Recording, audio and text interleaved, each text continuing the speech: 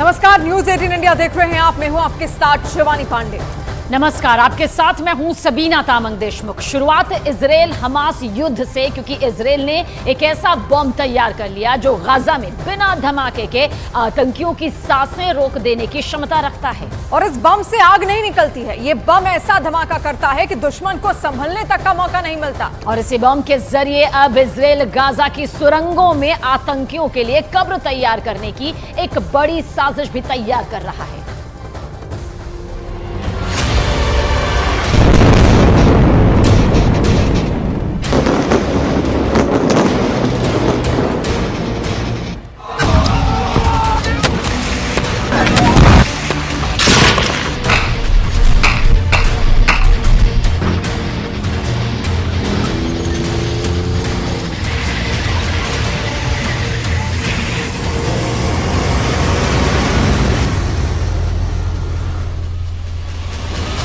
Israel के प्रधानमंत्री Benjamin Netanyahu का सबसे ताजा बयान है।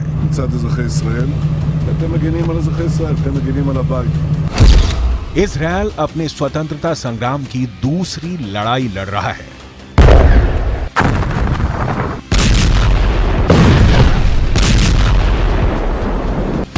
और इजरायल अपना यह स्वतंत्रता संग्राम जीतने के लिए पूरी ताकत से लड़ रहा है, पूरी हिम्मत से लड़ रहा है और जबरदस्त तकनीक का इस्तेमाल करके लड़ रहा है। और ऐसी एक बेहद खतरनाक तकनीक है स्पंज बम। गाजा जितना ऊपर है उससे कहीं ज्यादा नीचे है। गाजा की सुरंगों से लौटकर आए बंधकों ने यह खुलासा किया है कि हमास की सुरंगें मकड़ी के जाल की जैसी हैं, जिनसे कोई बाहर नहीं निकल सकता है।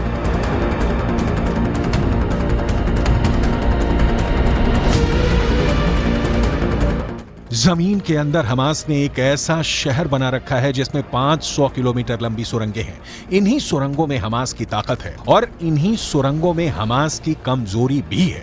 अगर हमास इन सुरंगों से गुरिल्ला हमले करने में मदद हासिल करता है तो वो इन्हीं सुरंगों के अंदर दफन भी किया जा सकता है।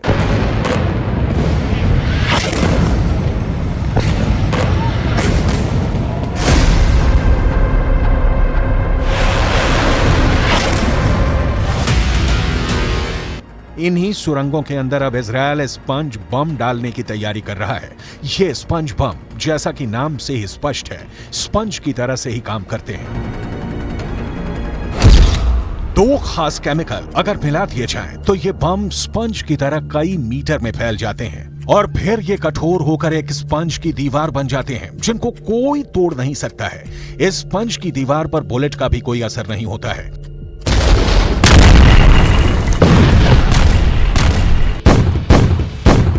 ऐसी एक प्रतीकात्मक तस्वीर हम आपको दिखा रहे हैं जिसमें दो बर्तनों के अंदर दो तरह के केमिकल बनाए जाते हैं और फिर उन्हें जैसे ही मिक्स किया जाता है, स्पंज की एक बादल जैसी आकृति फौरन सामने आ जाती है। अगर यह तकनीक किसी गुफा के अंदर या फिर सुरंग के अंदर इस्तेमाल की जाए तो बहुत आसानी से यह सुरंग का मुंह बंद कर देगी।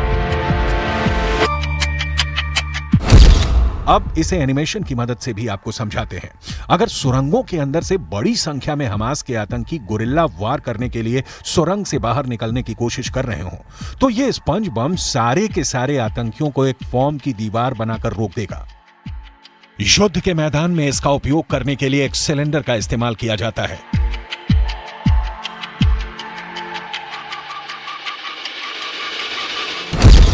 एक सिलेंडर को अंदर एक पतली दीवार से दो हिस्सों में बांटा जाता है।